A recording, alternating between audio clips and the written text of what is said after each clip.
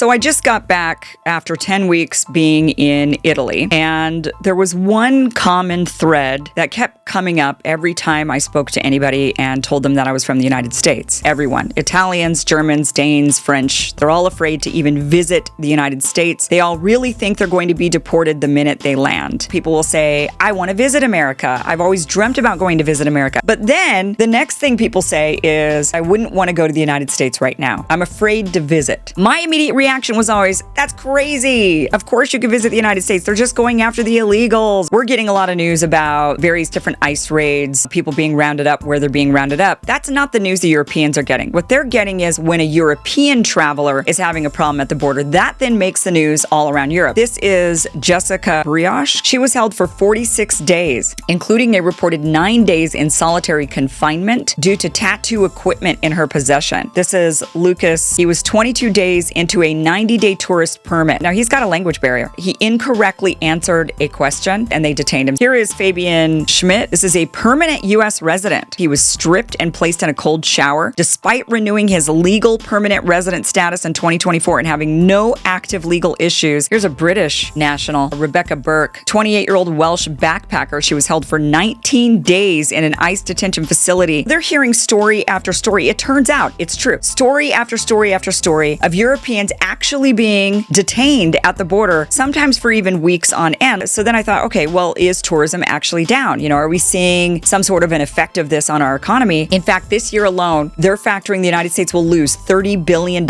in tourism because of fear the tourists have. We're the only country in the world that's not in conflict or in war that is experiencing this decline in tourism. It's not just the actual tourism industry of flights and hotels, which is where that $30 billion loss comes in, but it's also the subsequent economic fallout from that, which we don't even know what that is exactly, but I'm sure it'll be a lot more than $30 billion in the end. This is not the America I think many of us voted for. Certainly we wanted to crack down on illegal immigration, get border security, and I agree with that. 1000% agree with that. I am not okay being in a country of slave labor, but the way we're going about it maybe needs to be tweaked a bit. If it's actually scaring off legitimate travelers, I'm sure the vast majority of Europeans who enter this country have no problem whatsoever, but they are hearing these stories of the few and they don't want to take the risk because to them it's not worth the risk. They're planning a vacation, thousands of dollars. A lot of people don't travel to Mexico because they don't like the risk. A lot of people don't travel to China because they don't take the risk. So now we're one of those countries.